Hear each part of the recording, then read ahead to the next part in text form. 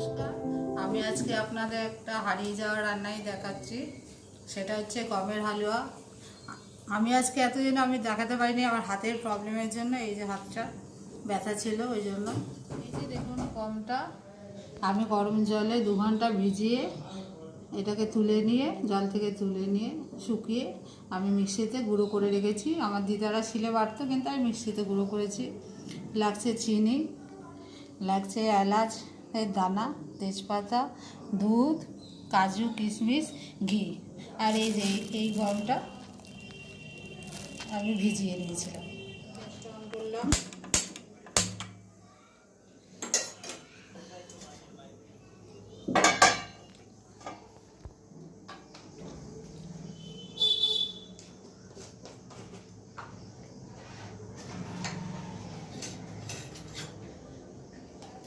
আর আমি 1 চামচ ঘি দেবো।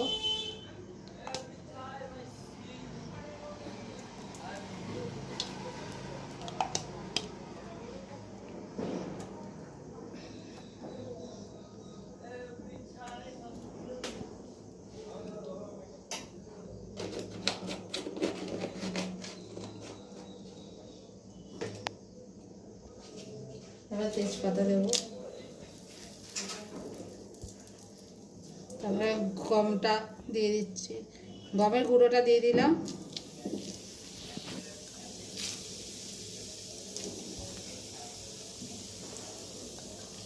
সবটাই দিয়ে দিচ্ছি। আমি একটু ভেজে নেবো এটা।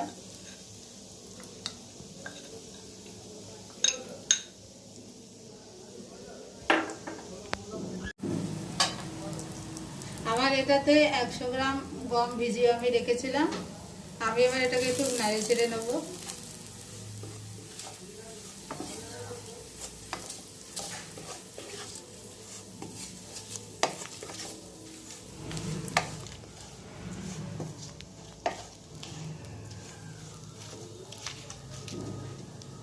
এটা একটা হারিয়ে যাওয়া রান্না, আমার দিদা করতো।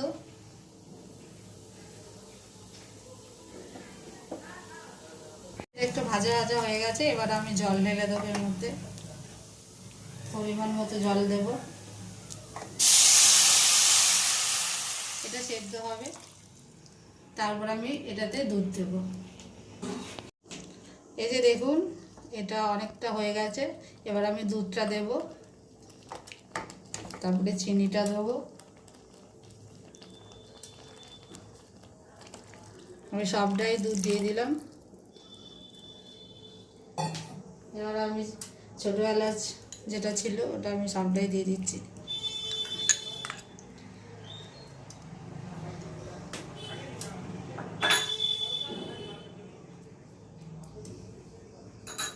এবার আমি চিনিটা দিয়ে দিচ্ছি। চিনিটাও সবটাই দিয়ে দিলাম।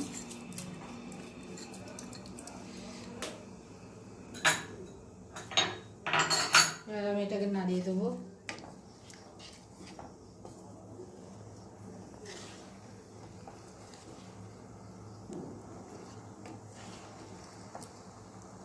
এই যে দেখুন, গমটা এরকম হয়ে গেছে সিদ্ধ হয়ে।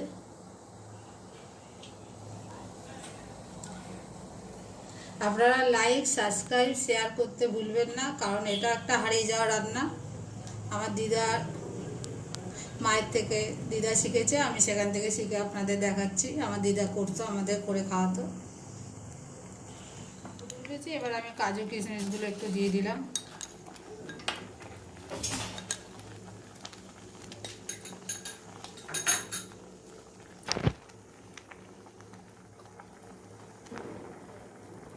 এই যে আমার হালুয়াটা হয়ে গেছে। দেখুন, এটা সুজি না গম বোঝা যাচ্ছে না, না খেলে বুঝতে পারবেন না। এবার আমি এটাকে ঢেলে ফেলবো, সার্ভ করে দেবো।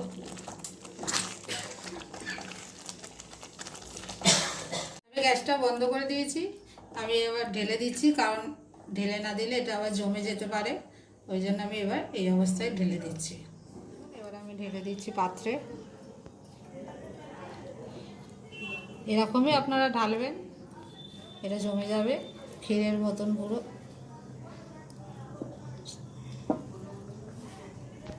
আমি কাজু দিয়ে সার্ভ করবো।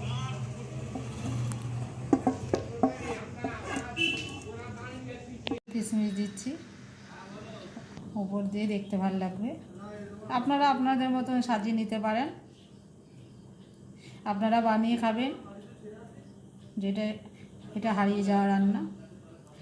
আমার তৈরি হয়ে গেল গমের হালুয়া।